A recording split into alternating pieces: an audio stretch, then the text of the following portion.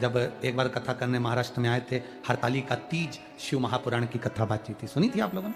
उस हरताली का तीज शिव पुराण की कथा में एक बात कही थी, हरताली का तीज का फुलेरा जहां जहां बंधे अपने आसपास के 5 घरों में जाकर या 5 स्थान पर जाकर उस फुलेरे का दर्शन करना चाहिए। भगवान झोली भरकर प्रदान कर देता है। वो फुलेरा साधारण नहीं है।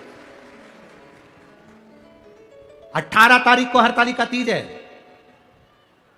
उस हरताली का तीज के दिन आपके नगर में जहां फुलेरा बंधे, माताएं जहां पूजन करे वहां दिल से पूजन करे, स्मरण करे। आप 5 फुलेरे का दर्शन कर आइए। 5 फुलेरे का हम तो शंकर भाऊ से कहेंगे प्रयास करना। शंकर भाऊ से हम तो कह सकते हैं कि 18 तारीख को एक फुलेरा थोड़ा ऊंचा इस पे मेरे शंकर पर भी लगवा देंगे। प्रयास करें। आपके यहाँ तो फूल भी बड़े सुंदर सुंदर आते हैं, है? हमारे यहाँ तो एक ही फूल बड़ा भारी है, वो ब्यूटीफुल शंकर है। 18 तारीख को जब कथा रहे, अब कल से तो कथा वही कितनी बजे है, 2 बजे से 5 बजे तक, तो आज ही थी 1 से 4। तो जब फुलेरा बंधे 18 तारीख को जब कथा चले तो उस पर भी एक फुलेरा बाबा का रहे, मेरे शंभू पर रहे, जिससे पूरा विश्व दर्शन कर कर कृतार्थ हो जाए। कृतार्थ फुलेरे का दर्शन करना चाहिए। आप हरताली का तीज का व्रत नहीं भी करते हो, आप हरताली का तीज का व्रत नहीं भी करते, चाहे आप ब्राह्मण हो, क्षत्रिय हो, वैश्य हो, शूद्र हो, जो हो आप, हमें उससे मतलब नहीं। आप हो तो सनातनी ना। अगर आप शंकर जी का हरताली का तीज का व्रत नहीं करते, कोई कहता है हम सतुआ तीज करते हैं, कोई कहता है हम वाली तीज करते हैं, कोई कहता है हम हरियाली तीज करते हैं, हमें उससे मतलब नहीं। हमारा निवेदन है आप कोई सी भी तीज करते हो, पर हरताली का तीज के दिन किसी भी वृक्ष की, 5 वृक्ष की भी अगर पत्ती का स्पर्श या फूल आपने शंकर जी के मंदिर में या जहां पर फुलेरा बंधा है, जिस घर में हरताली का तीज हो रही है, वहां पर अगर समर्पित भी कर दिया तो वो सुख प्रदान करने वाला, आनंद देने वाला होता है। हरताली का तीज का दर्शन अवश्य करें, भले आप व्रत करें ना करें। मेरा पुरुषों से भी निवेदन है, ये जरूरी नहीं कि ये लेडीजों का त्योहार, ना ना ना ना, लेडीजों का त्योहार नहीं। हरताली का तीज तो सबके लिए, बच्चों से लेकर बड़े तक के लिए। तुम जो कामना कर कर 5 फुलेरे का दर्शन करो, लिखकर रखना कि अगले साल वो तुमने पाया कि नहीं पाया, उसका सुख तुम्हें मिला कि नहीं मिला, उसका आनंद तुम्हें मिला कि नहीं, सुख प्राप्त। हरताली का 18 तारीख को हरताली का तीज का स्मरण। तो यहां नंदी बैठे इंतजार कर रहे हैं। पार्वती मैया ने अपने तेज बल से, मां जगत जननी ने अपने तेज बल से, माता जगत जननी पार्वती ने अपने तेज बल से उसी समय पर भगवान नारायण से, भगवान शंकर की एक आनंद के साथ प्रार्थना करी। नारायण ने कहा मैं सिंदूरासुर का वध नहीं कर सकता, शंकर के अंश के रूप में, तुम्हारे अंश से अगर विनायक प्रकट हो जाते हैं तो वो ये सिंदूरासुर को मार सकते हैं। पार्वती माता ने विनायक को अपने ही स्वरूप से, अपने ही अंग से प्रकट कर लिया और प्रकट कर कर विनायक से कहा, विनायक ये मोर पर बैठ, तू, तेरा नाम मयूरेश्वर होगा, मोर पर बैठ, मोर वन में जा, मोर वन में जा, मोर गांव में जा और मयूरेश्वर बनकर जाकर सिंधुरासुर का वध कर। श्री विनायक मयूरेश्वर को, उस सिंधुरासुर को मारने के लिए जब गए, एक सतयुग, एक त्रेता, एक द्वापर, एक कलयुग पूरा निकल गया तो भी वो मर नहीं पाया। सिंधुरासुर मरा क्यों? गणेश जी उसको मारने का प्रयास करते थे, मयूरेश्वर भगवान विनायक उसको मारने का प्रयास करते थे। जब उसको मारने का प्रयास करते थे तब वो दूसरा जैसे युग आता था तो वो अपना रूप चेंज कर लेता था, रूप बदल लेता था।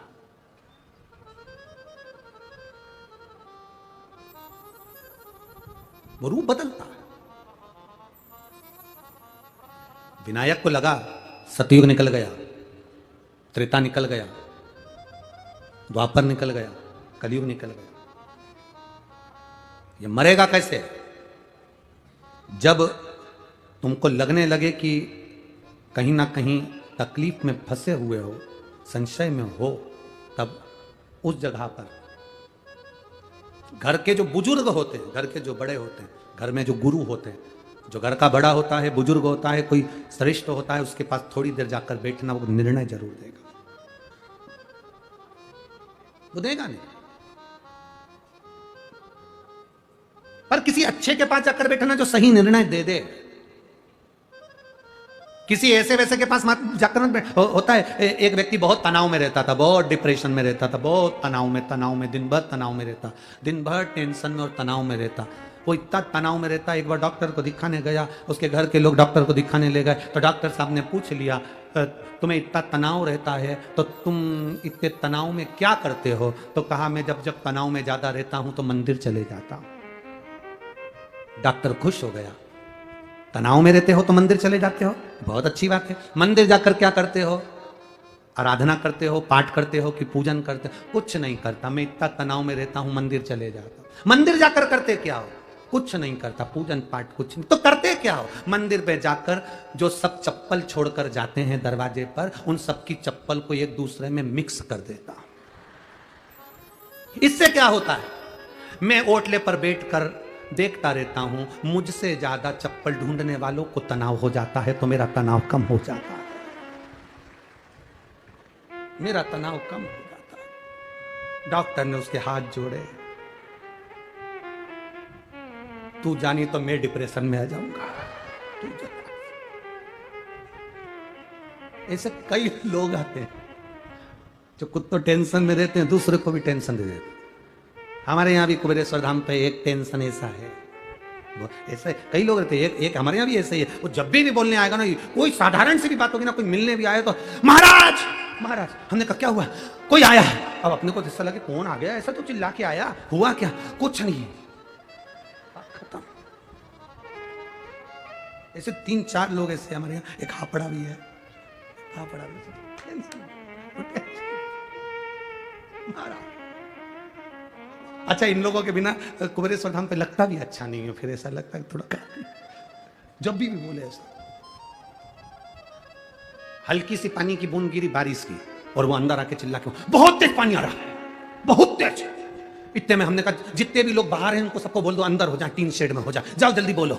थोड़ी देर बाद हम जब बाहर निकलते तो एक भी पानी की बूंद नहीं।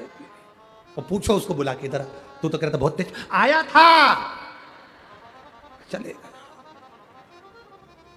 ऐसे कई लोग हैं, बहुत टेंशन देते, बहुत। कई लोग तो समझ जाते हैं इनको कि ये टेंशन देंगे। जैसे कई पतियों की आदत रहती है, ऑफिस से घर आते हैं और उनको मालूम है जाऊंगा और सुनना पड़ेगा, तो पहले से वो तैयार होके आते हैं, 2 कॉफी और चाय पी के। बाजार से जाते हैं तो बड़ा पाव खा के जाते हैं। वो इसलिए जाते हैं क्योंकि यहां से बड़ा पाव खाकर चले जाओ, वहां वो भाव खाएगी, क्या मतलब? टेंशन। अब विनायक मोरेश्वर को लगा कि ये मरेगा कैसे?